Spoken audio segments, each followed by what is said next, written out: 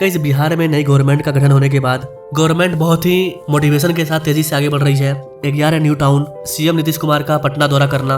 पटना के अंदर उन्होंने कई सारे परियोजनाओं का समीक्षा किया है, उसके बारे में बात करेंगे। पटना मेट्रो का विस्तार तेजी से आगे बढ़ रहा है। इसके अलावा स्टार्टअप को लेकर के नए कदम उठाए गए हैं, उस पर बात करेंगे। इसके अलावा बिहार के अंदर जो पुरानी फैक्ट्री थी उसको ओपन किया जाएगा, नई फैक्ट्री को एस्टेब्लिश किया जाएगा। कई सारे बड़े बड़े डिसीजन लिए गए हैं। आइए उन सब डेवलपमेंट को एक ही वीडियो में देख लेते हैं कि सरकार बनते ही बिहार को इतना ज्यादा प्रोजेक्ट क्यों मिल रहा है। नमस्ते and welcome to Indian Trade, मैं हूं विकास।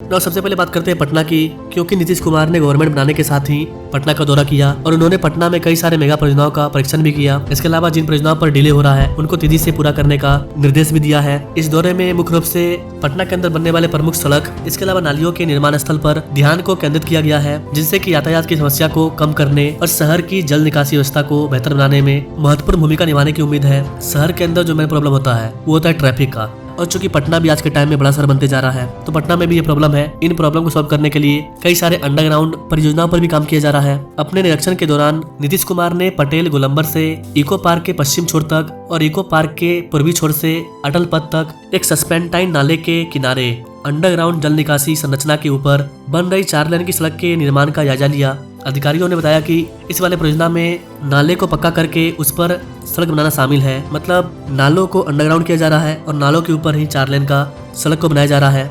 सीएम नीतीश ने इन सभी परियोजनाओं को तेजी से पूरा करने का निर्देश दिया है ताकि यातायात सुगम हो जाए और नागरिकों को जलभराव से राहत मिल जाए। इसके अलावा उन्होंने पटना के राजीव नगर में चल रही अंडरग्राउंड नाला परियोजनाओं का भी निरीक्षण किया। इसके अलावा मंदिरी नाले पर बन रही 4 लेन की सड़क उसे जेपी गंगा पथ से जोड़ने के लिए एक और नए संपर्क शहर का दौरा किया। उन्होंने कहा कि सरकार पटना के यातायात व्यवस्था को बेहतर बनाने के साथ साथ शहर को स्वच्छ और व्यवस्थित बनाए रखने के लिए निरंतर प्रयास कर रही है। तो सरकार बनते ही नीतीश कुमार ने अपना काम स्टार्ट कर दिया है। अलग अलग परियोजनाओं की वो खुद जाकर के निरीक्षण कर रहे हैं। पटना मेट्रो का विस्तार कैसे किया जा रहा है, अब तक काम कहां तक पहुंचा, अगला फेज कब ओपन होगा, इस पर मैं एक अलग से ही वीडियो लाऊंगा अकॉर्डिंग टू योर कमेंट। तो बात करते हैं स्टार्टअप के बारे में। स्टार्टअप को लेकर के सरकार क्या कर रही है। तो कैसे बता दें कि बिहार मंत्रिमंडल ने नई सरकार के बनते ही अपनी पहली बैठक में युवा शक्तिकरण, स्टार्टअप प्रोत्साहन, इंडस्ट्रियल डेवलपमेंट, नियोजित शहरी विस्तार, इस तरह के टोटल 6 प्रस्तावों को पास कर दिया है। अधिकारियों के अकॉर्डिंग इन डिसीजन का मेन उद्देश्य बिहार को एक उभरते प्रौद्योगिकी और आर्थिक केंद्र के रूप में स्थापित करने के लिए रोड मैप को तैयार करना है कि कैसे बिहार को एक इन चीजों का सेंटर बनाया जा सके। बात करें कि इसके अंतर्गत किन किन चीजों को मंजूरी मिली है, तो गाइस प्रमुख प्रस्ताव युवा उद्यमिता और स्टार्टअप को बढ़ावा देने के लिए नीति निर्माण से संबंधित कई सारे परियोजना शामिल है। स्टार्टअप और नई युग की अर्थव्यवस्था के क्षेत्र में रोजगार पर फोकस किया गया है। इसके लिए एक हाई क्वालिटी संगठन का निर्माण किया जाएगा जो कि इन चीजों पर अध्ययन करेगी। इसमें कई सारे एक्सपर्ट्स होंगे, तकनीकी एक्सपर्ट्स होंगे, न्यू आइडिया, न्यू बिजनेस सलाहकार, कई सारे लोग होंगे जो कि एक स्पेशल रोड मैप को तैयार करेंगे ताकि पता चले कि बिहार के लोगों को कैसे रोजगार दिया जाएगा, कैसे पलायन को रोका जाएगा। इन चीजों के लिए एक अलग से ही समिति को बना दिया गया है। यह समिति नीतिगत सुधारों और वित्तीय सहायता, प्रशिक्षण, तकनीकी सहायता और नवाचार संचालित उद्यमों के माध्यम से युवा उद्यमी को सहायता प्रदान करने वाली योजनाओं के क्रियान्वयन की निगरानी करेगी। यह स्मार्ट और डिजिटल अर्थव्यवस्था से जुड़े अवसरों के विस्तार पर ध्यान केंद्रित करता है। बिहार की नई कैबिनेट के अंदर कई सारे डिपार्टमेंट को अलग अलग चीजों में बांटा गया है, जैसे कि लोगों को रोजगार देने के लिए, प्लान रोकने के लिए, उद्योग को डेवलप करने के लिए अलग से विभागों को बनाया गया है, जहाँ पर वो बिहार को एक वैश्विक बैंक एंड केंद्र और कार्यस्थल के रूप में डेवलप करेंगे। बहुत फायदा हुआ, सब रोजगार बहुत मिला है, सब लोग खुश भी है, सब लोग खुशहाल है कि यहाँ बिहार में रोजगार मिला है। अच्छी बात है कि रोजगारी कम हो रहा है, बेरोजगारी जो समस्या है वो बहुत कम हो रहा है। मैं भी पहले इससे बाहर काम करती थी, लेकिन हमारे बच्चे यहीं पढ़ते थे। लेकिन कोई भी माँ चाहेगी कि अपने बच्चे के साथ रहे। मैं पहले फरीदाबाद में रहती थी, अब मेरे जैसे और भी है जो आने के लिए कह रहे हैं कि अगर काम है तो हमें बताइए, हम आएंगे। मोर और लेस हमारा एक शिफ्ट में 700 के आसपास वर्कर काम कर रहा है जो डायरेक्टली हमारे साथ जुड़ा हुआ है। अभी हमारा इनिशियल फेज है, आगे चल के थोड़ा और भी बढ़ सकता है और आदमी और हम लोग एम्प्लॉयमेंट देंगे जहाँ तक मेरे को उम्मीद है।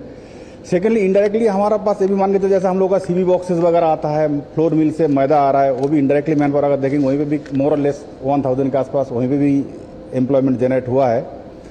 और मैं ये क्रेडिट टोटली बिहार गवर्नमेंट को देना चाहता हूँ। पहले क्या होता था, बिहार से लोग जाता था दूसरा स्टेटों में काम करने के लिए, आज दूसरा स्टेट से बिहार में आ रहा है। मैं तो ये बोलता हूँ कि बिहार गवर्नमेंट का बहुत बड़ा एक अचीवमेंट है।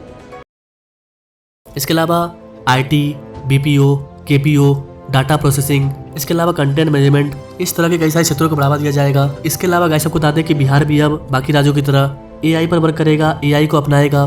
सरकारी सेक्टर में भी अब AI का यूज किया जाएगा। इसके अलावा स्टार्टअप व तकनीकी कंपनियों के साथ सहयोग को प्रोत्साहित करेगा। इस पहल से राज्य के डिजिटल परिवर्तन में तेजी आने की उम्मीद है। शहरी विकास के क्षेत्र में मंत्रिमंडल ने राज्य भर में 11 नए सैटेलाइट यूकेन से ग्रीनफील्ड टाउनशिप को तैयार करने का योजना बनाया है और इस वाले प्रस्ताव को मंजूरी भी दे दी है। नगरीय विकास एवं आवास विभाग को इसका एक DPR तैयार करने के लिए कहा गया है। अभी इनके द्वारा DPR को तैयार किया जाएगा। इस वाले DPR में न्यू टाउनशिप, उसके अंदर आवास, परिवहन, जल, बिजली आपूर्ति, स्वच्छता, इसके अलावा संरचित शहरी विकास, कई सारे चीज़ों पर ध्यान केंद्रित किया गया है। इसके अलावा गाइस बिहार गवर्नमेंट बिहार के अंदर जितने भी पुरानी चीनी उद्योग है जो कि बंद पड़ी है उनको ओपन करेगी।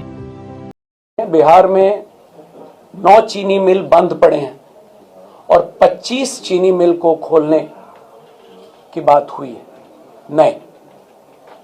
तो इस पर भी काम करने के लिए मुख्य सचिव की अध्यक्षता में एक समिति के गठन की स्वीकृति मिली है और इनको कैसे कम से कम समय में और हम लोग क्रियान्वित करेंगे, ये निर्णय आज हुआ है। इसके अलावा नए नए चीनी उद्योग को बढ़ावा देगी। मखाना बोर्ड का स्थापना कर ही दिया गया है। इसके अलावा गाइस बिहार नए टेक्नोलॉजी हब को बनाने की प्लानिंग कर रहा है। इसके लिए बिहार में defence corridor, semiconductor manufacturing park, global capability centres, mega tech city व फिनटेक सिटी की स्थापना की जाएगी। इसके अलावा कई सारे इंडस्ट्रीज उद्योगों का जाल बिछाने हेतु बहुत ही वृहद कार्य योजना को तैयार किया जाएगा और इसके लिए सरकार सबसे पहले बिहार के बुनियादी ढांचा पर फोकस कर रही है। इंडस्ट्रियल कॉरिडोर, उच्च गुणवत्ता की आधारभूत संरचना, हाई क्वालिटी पावर सप्लाई, जल प्रबंधन एवं कुशल मानक संसाधन, ये सारी चीजें काफी ज्यादा इंपॉर्टेंट है नए शहर को बसाने के लिए, इंडस्ट्री को लाने के लिए, इन्वेस्टमेंट को लाने के लिए। राज्य में औद्योगिक विकास एवं अगले 5 वर्षों में युवाओं को नौकरी एवं रोजगार के लिए बिहार गवर्नमेंट तेजी से काम शुरू कर चुकी है और जो काम शुरू हुआ है वो पूरा भी होगा। बिहार गवर्नमेंट ने जिन चीजों को शुरू किया है वो पूरा हुआ है। फॉर एग्जाम्पल पटना मेट्रो बन रहा है, मेट्रो ओपन भी हुआ है। बिहार में नीतीश कुमार 20 साल से हैं और बिहार के अंदर कई सारे ऐसे प्रोजेक्ट हैं जिनके बारे में उन्होंने सपना दिखाया था और उन्होंने पूरा भी किया है, लेकिन उस तरह का रफ्तार नहीं आ पाया था। रफ्तार लाने के लिए क्या करना पड़ेगा, आपको टेक्नोलॉजी से जुड़ना पड़ेगा। टेक्नोलॉजी देने के लिए दिल्ली गवर्नमेंट बैठी हुई है सेंटर में, तो सेंटर के सहयोग से अब बिहार को नई रफ्तार मिलने वाली है और इस दौरान जिन भी परियोजनाओं पर काम किया जाएगा उन सब पर मैं अलग से वीडियो लाऊंगा। सोनपुर के अंदर न्यू इंटरनेशनल एयरपोर्ट बनाने का प्लानिंग किया जा रहा है, उस पर भी वीडियो आएगी।